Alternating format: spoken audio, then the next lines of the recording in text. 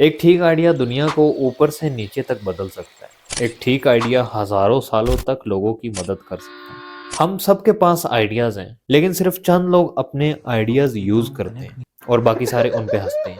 अगर इंसान नए आइडियाज पे काम ना करता तो आज हमारे पास ये मोबाइल, गाड़ी, जहाज जैसी चीजें ना हो। अब सवाल ये है, क्या हमारा आइडिया भी दुनिया को ऊपर से नीचे तक बदल सकता है? इसका जवाब आज बुजुर्ग देंगे। हम में से किसी के पास आइडियाज की कमी नहीं है, लेकिन सिर्फ चंद लोग अपने आइडियाज यूज करते हैं। इसकी वजह लोग क्या कहेंगे, कहीं मेरे आइडिया फेल ना हो जाए, मैं नए आइडिया पे काम क्यों करूं, मैं क्यों अपना सर खपाऊं। और इसी लूप में 80% से ज्यादा लोग फंसे हैं। कुछ की मजबूरी है और कुछ को समझ नहीं है। अब इस चीज को समझने के लिए हमें अपने बचपन में जाना पड़ेगा।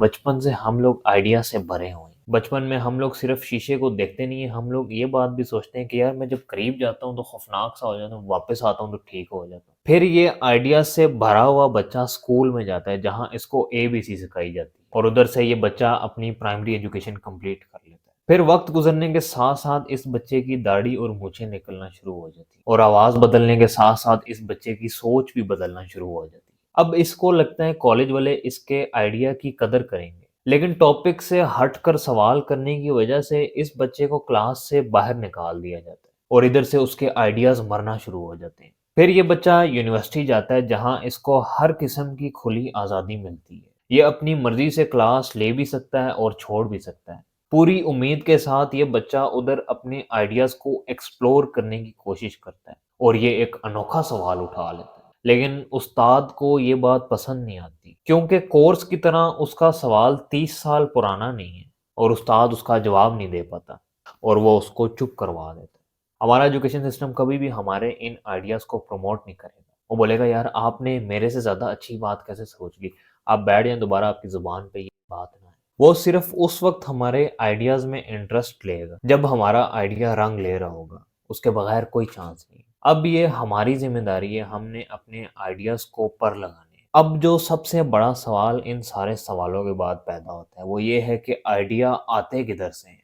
देखो, आइडिया आपको कभी भी आ सकता है। वो दोस्तों के साथ बैठ के हँसी-मज़ाक के दौरान आ सकता है, वो 70 चलाते हुए आ सकता है, वो रोगनी नान लाते हुए आ सकता है, वो लेक्चर के दौरान आ सकता है। और वो आइडिया आपको ऐसे क्लिक करता है, आपको भी अपनी ज़हानत पे शक होना शुरू हो जाता है कि यार ये वाक़ई में मैंने ये बात सोची है। और गलती हम लोग ये करते हैं कि उस आइडिया को कहीं लिखते नहीं है, स्टोर नहीं करते। पुराने ज़माने में बड़े-बड़े मास्टर्स अपने पास एक कागज़ कलम लेके फिरा करते थे, क्योंकि उनको इस बात का पता था अगर एक आइडिया उड़ गया तो उसका वापस आना बड़ा मुश्किल होगा। आज हम लोग अपने पास कागज़ कलम तो नहीं रख सकते, लेकिन मोबाइल फ़ोन हर दूसरे बंदे के पास है। उसमें आप लोग एप्पल नोट्स यूज़ कर लो, गूगल कीप यूज़ करो। बस किसी तरह हमने अपने आइडियाज़ को स्टोर करना है, वो फ्यूचर में जाके हमारे काम आएँ।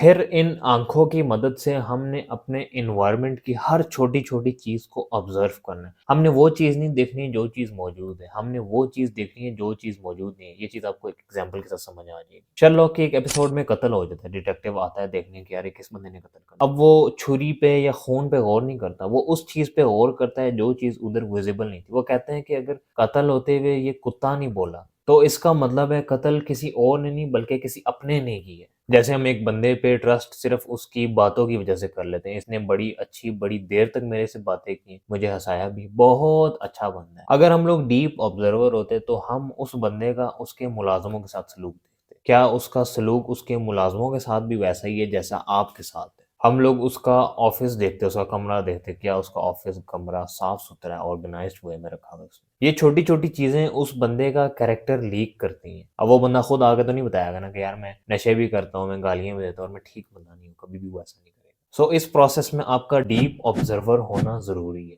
किसी भी चीज़ को आपने अपनी आँखों से ऐसे ही नहीं गुज़रने देना। हर चीज़ का कोई मकसद है। हर चीज़ एक आइडिया को ट्रिगर करता है। अगर आप इतने स्मार्ट हुए तो आप उस आइडिया को, उस ट्रिगर को इसी तरह जाने नहीं दोगे। और ये प्रोसेस एक दरख्त की शाख की तरह है। हर शाख से एक दूसरी शाख निकलेगी, फिर दूसरी से तीसरी, और एक वक्त आएगा जब आप फल वाली शाख तक पहुंच जाओगे। बिल्कुल इसी तरह एक आइडिया से दूसरा आइडिया निकलेगा, दूसरे से तीसरा। फिर लास्टली हमने लोगों का फीडबैक लेना है, आखिर हम लोग ये चीज़ें बना ही लोगों के लिए रहे हैं। हम ये आइडिया पैदा ही लोगों की आसानी के लिए कर रहे हैं। ये फीडबैक लूप हमारे लिए वो चीज़ विज़िबल करेगा जो पहले हमारे लिए इनविज़िबल थी, और ये प्रोसेस थोड़ा-सा डिफ़िकल्ट होगा, दुःख होगा। आपके आइडिया में कैसे कमी आ सकती है? लेकिन ये सालों बाद पता लगने के दुःख से कम होगा। दुनिया में 2 तरह की फेलियर्स है। एक जो सिर्फ़ अपने आइडिया सोचता रहता है, ठीक वक़्त का इंतज़ार करता रहता है, अभी ठीक वक़्त नहीं आया। और वो दूसरों के क्रिटिसिज़्म के बारे में सोचता रहता है, अगर मैं कैमरे के सामने आ गया, लोग ऐसी-वैसी बातें करेंगे और मुझे अच्छा नहीं लगेगा। लेकिन दूसरी फेलियर अपने आइडियाज़ को इम्प्लीमेंट करके आती है, और इससे उसके पास एक एक्सपीरियंस आ जाता है, तजुर्बा आ जाता है। फिर वो अपने अगले आइडिया पे काम करता है और फिर अगले, जब तक वो अपना फल नहीं पा लेता। Take care.